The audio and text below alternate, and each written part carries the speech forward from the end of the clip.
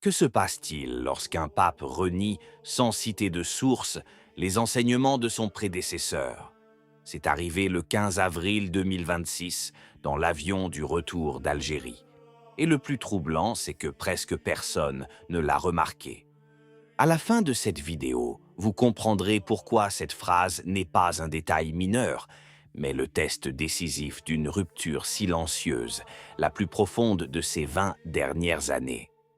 Le 15 avril 2026, sur le vol retour d'Algérie, Léon XIV répondit à une question de journaliste sur le thème de l'immigration en Europe. Ses propos, rapportés par Gloria TV et Vatican News, étaient les suivants. Les craintes des Européens concernant l'immigration sont souvent engendrées par des personnes qui sont contre l'immigration et qui tentent d'empêcher l'entrée de ceux qui viennent d'un autre pays, d'une autre religion, d'une autre race. Ce n'était pas la première fois que le pape s'exprimait sur ce sujet durant son voyage. Le 13 avril, en Algérie, Léon XIV avait visité la grande mosquée d'Alger et l'avait décrite comme un lieu sacré divin, selon Vatican News. Ces deux déclarations, prises ensemble, tracent une ligne claire. L'immigration de masse vers l'Europe, y compris celle en provenance de pays à majorité musulmane, est défendue comme une valeur par le successeur de Pierre. Et ceux qui expriment des inquiétudes à ce sujet sont, selon les mots du pape, ceux qui veulent exclure les autres. Voilà pour les faits. Un instant de réflexion s'impose. Car il existe un précédent d'enseignement sur ce sujet, un enseignement précis et documenté, prononcé par un pape qui a consacré des décennies à l'étude de la crise de l'identité européenne. Ce pape était Joseph Ratzinger, Benoît XVI. En 2004, avant même de devenir pape, Ratzinger a publié le livre « Sans racines » en collaboration avec le philosophe Marcelo Pera. Le titre était éloquent. Dans ce texte, Ratzinger écrivait qu'il n'est pas possible de construire une maison européenne commune en ignorant l'identité des peuples de notre continent. Sa thèse était simple, mais radicale.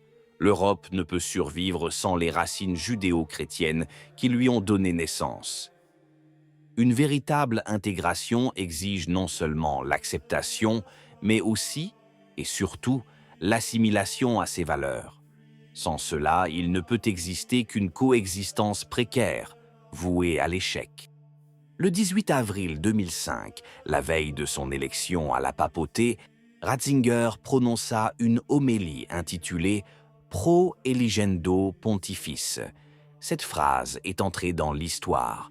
Nous sommes en train de construire une dictature du relativisme qui ne reconnaît rien comme définitif.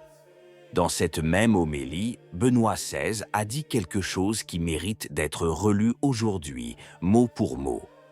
Ceux qui professent une foi claire, conforme au credo de l'Église, sont souvent qualifiés de fondamentalistes.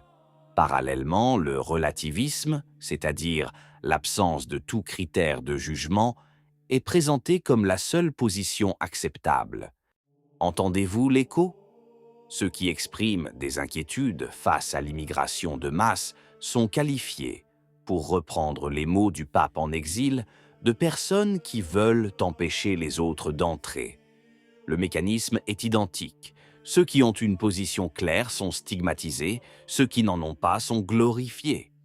Mais il existe un troisième document, le plus important. Le 12 septembre 2008, à l'université de Ratisbonne, Benoît XVI a prononcé un discours qui allait bouleverser le monde. Dans ce discours, le pape a cité l'empereur Manuel II Paléologue, une citation qui lui a valu des semaines de polémique internationale. Le but de la conférence de Ratisbonne n'était pas de provoquer l'islam. Il était bien plus profond. La foi chrétienne, disait Benoît XVI, est intimement liée à la raison.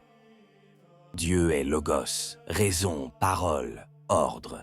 La violence commise au nom de Dieu est contraire à sa nature même, car elle est contraire à la raison.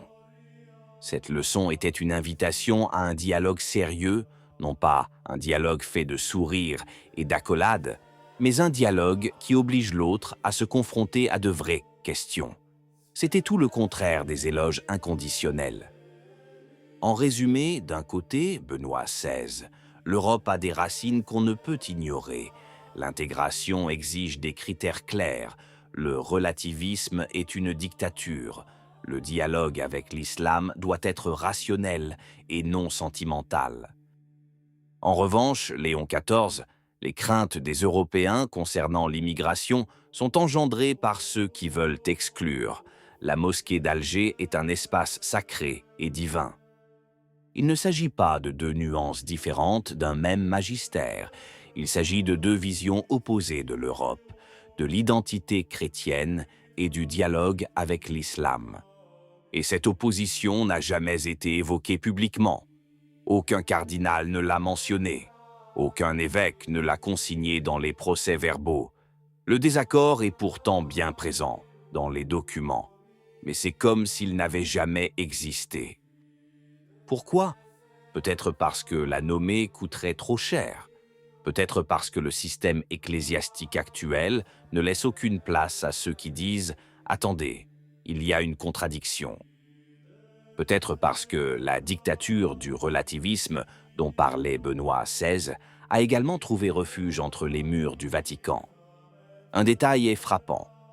La conférence de Ratisbonne fut l'une des occasions où Benoît XVI fut le plus violemment attaqué, tant de l'extérieur que, plus discrètement, de l'intérieur même de l'Église. Il n'a pas renié le sens de sa conférence. Il a déclaré avoir été mal compris au sujet de cette citation, mais il a défendu l'essentiel de son discours, la foi et la raison, l'Europe et l'identité, un dialogue sérieux et non une simple performance. 15 ans plus tard, son successeur à bord de l'avion papal résumait les préoccupations identitaires des Européens comme étant le produit de ceux qui veulent exclure les autres. Il n'existe aucune réponse argumentée à la conférence de Ratisbonne, aucune comparaison avec Sans Racine. Il n'y a qu'une inversion silencieuse. Et le silence des cardinaux, en cela, fait partie du problème. Car un magistère renversé sans débat n'est pas un progrès, c'est une abolition. Le fossé ne se situe pas entre l'islam et le christianisme. Il se situe au sein même de l'Église, entre ceux qui ont bâti un magistère sur l'identité européenne et la raison chrétienne, et ceux qui, aujourd'hui, répondent aux préoccupations de millions de catholiques européens par une accusation implicite d'exclusivité.